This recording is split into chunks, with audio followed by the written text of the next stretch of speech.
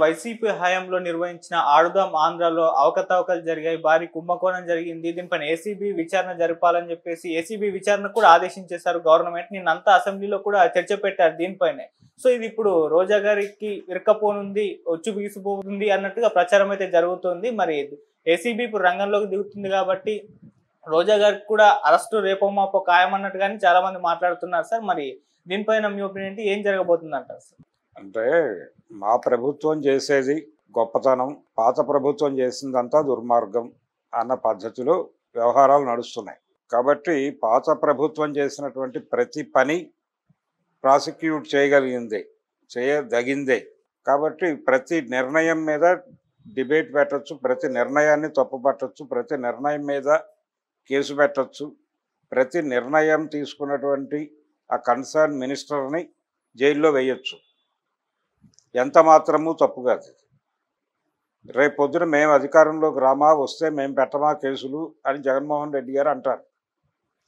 ఇప్పుడు ఆడదాం ఆంధ్ర అనేది ఆవిడ క్రీడా శాఖ మంత్రిగా ఉన్నారు కాబట్టి ఆవిడ మీద కేసు పెట్టి లోపలేసేస్తే తప్పేం లేదు, దానిలో తప్పు ఉందని నేను అనుకోవడం లేదు. ఇదే ప్రజాస్వామ్యం అన్నట్టుగా నడుస్తోంది ఆంధ్రప్రదేశ్లో పరిస్థితి. కాబట్టి ఇంకొక నిర్ణయం, ఇంకేదో నిర్ణయం. ఇప్పుడు ఆల్రెడీ విజయసాయి రెడ్డి ఒక గొడవలో ఉన్నాడు.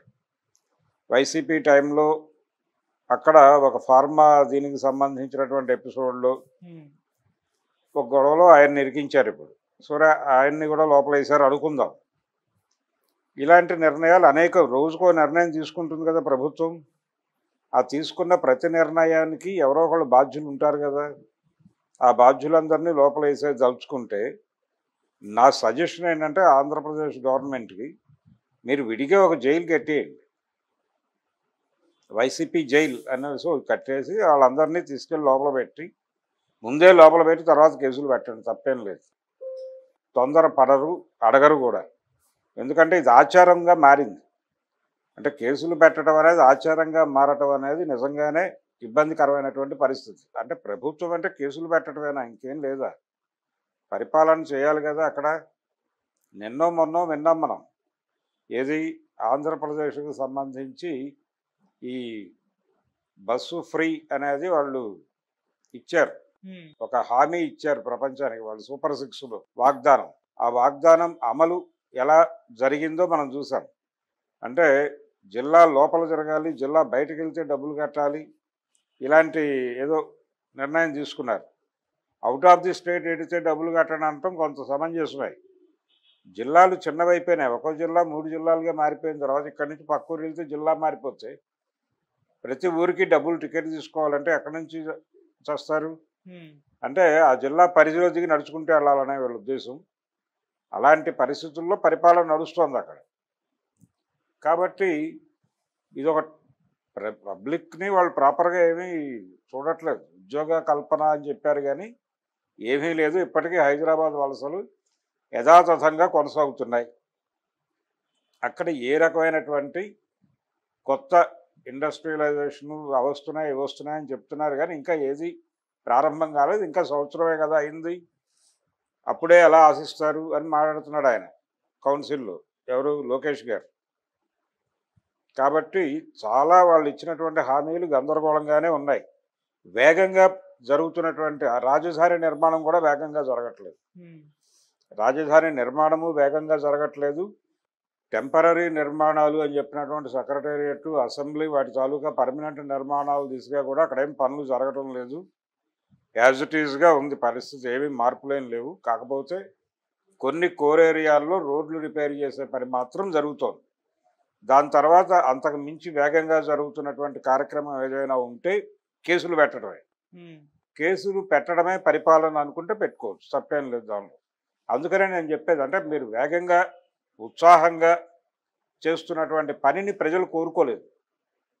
ప్రజలు కోరుకొని కేసులు పెట్టే కార్యక్రమం మీరు చాలా ఉత్సాహంగా చేస్తున్నారు కాబట్టి నేనేమంటారంటే ఒక స్పెషల్ జైలు పెట్టేసి టోటల్గా తీసుకెళ్ళి లోపల పెట్టి నెమ్మదిగా కేసులు పెట్టుకోండి. దానికి ఒక విభాగం పెట్టండి, ఒక విభాగాన్ని కొంతమంది అధికారుల్ని కేటాయించి అలా కేసులు పెట్టే ప్రక్రియ కొనసాగించండి. ఎలాగూ 15 ఏళ్ళు మేమే అధికారంలో ఉంటామని చెప్తున్నారు. ఉండండి, 15 ఏళ్ళు జైల్లోనే ఉంటారు వాళ్ళు. ఉండనివ్వండి, ఏం పోయింది, నష్టమేం లేదు కదా. ఒకవేళ వాళ్ళు పార్టీ మారుతాము, తెలుగుదేశంలోకో జనసేనలోకో బీజేపీలోకో మారుతాము అంటే వదిలేసేయండి, లేకపోతే లోపల పెట్టి 15 ఏళ్ళు జైల్లో ఉంచండి. రోజాని అరెస్ట్ చేయండి, కొడాలి నానిని అరెస్ట్ చేయండి, అంటే రోజుకు ఒక లిస్టు బయటకు వస్తుంది. ఈ లిస్టులు బాగానే ఉన్నాయి, ఇవన్నీ జరిగితే బాగానే ఉంటుంది అనుకుంటే డెఫినెట్గా ఇన్ టోటల్ ఈ లిస్టు అంటే నలుగురితో అవుతుందా 10 మందితో అవుతుందా, టోటల్గా వైఎస్ఆర్సీపీ మెంబర్షిప్ ఎంత ఉంది, 40% ఓటు బ్యాంక్ ఉంది వాళ్ళకి. ఈ ఓట్లు వేసినటువంటి వాళ్ళని కూడా ఏవైనా కేసుల్లో ఇరికించే ఉద్దేశాలు ఉన్నాయా, ఇలా రకరకాల అనుమానాలు ఉన్నాయి. ప్రస్తుతం ఆంధ్రప్రదేశ్ ప్రభుత్వం కేసుల పట్ల చూపిస్తున్న శ్రద్ధ, కేసుల పట్ల చూపిస్తున్న అంకిత భావం చూస్తే మరి వాళ్ళు ఎటువైపు నడిపిస్తున్నారు అనేది అర్థం కావట్లేదు. వచ్చిన దగ్గర నుంచి వాళ్ళు చేసిన పరిపాలన ఏంటి, తిరుపతిలో ప్రసాదం అని ఒక 15 రోజులు గొడవ, ఒక నెల గడిచింది దాని మీద, ఇంకొక నెల ఎవరిదో కేసు, ఇలా దీని మీదే నడుపుతున్నారు. ఎప్పుడు కూడా అంటే వీళ్ళు ఏం చేస్తున్నారు అనేది ఎప్పుడూ అదరాట్లేదు. అక్కడ అమరావతిలో ఏం జరుగుతోంది అనేది ఎవరికైనా తెలుసా? ఎక్కడైనా ఏదైనా జరుగుతోందా అభివృద్ధి పనులు అంటే? రోడ్ల నిర్మాణం తప్ప. రోడ్లు నిర్మిస్తున్నారు, ఓకే, బాగానే ఉంది, రోడ్ల రిపేర్ కార్యక్రమం జరుగుతోంది, కానీ ఇప్పటికీ చాలా ప్రాంతాల్లో పాత పద్ధతిలోనే ఉన్నాయి రోడ్లు, భయంగానే వాహనాలు నడుస్తున్నాయి. వైఎస్ఆర్సీపీ హయాంలో దాన్ని పూర్తిగా నిర్లక్ష్యం చేసిన మాట వాస్తవమే. పాత ప్రభుత్వం చేసిన తప్పుల్ని తవ్వితీసే బదులు ప్రజలు మీకు ఎందుకు అధికారం ఇచ్చారు, ప్రజలు మీకు ఎందుకు అధికారం ఇచ్చారో ఆ ఏరియాలో ఫోకస్ చేయడం అవసరం. కేసులు తర్వాత పెట్టుకుందరు, కానీ ముందు పరిపాలన మీద కేంద్రీకరించి ప్రజలకు మీరు ఇచ్చిన హామీలు అమలు చేయండి, ప్రజలు ఏమి కోరుకొని మిమ్మల్ని గెలిపించారో వాటిని ఫుల్ఫిల్ చేయండి. డోర్ టు డోర్ క్యాంపెయిన్ కనుక వైసీపీ చేస్తే, ఏమమ్మా మీకు ప్రభుత్వం ఇంత చెప్పింది, ఈ సంవత్సర కాలంలో మీకు ఏం అందింది, ఏ ప్రయోజనాలు పొందారు, మీరేం ఫీల్ అవుతున్నారు అని డోర్ టు డోర్ క్యాంపెయిన్ చేస్తే సీరియస్గా కూటమి ప్రభుత్వం వైపు నిలబడే ప్రజలు ఎంతమంది తేలుతారు. ఆల్రెడీ పౌసాని అరెస్ట్ తర్వాత కొన్ని ఛానల్స్ వెళ్ళి పబ్లిక్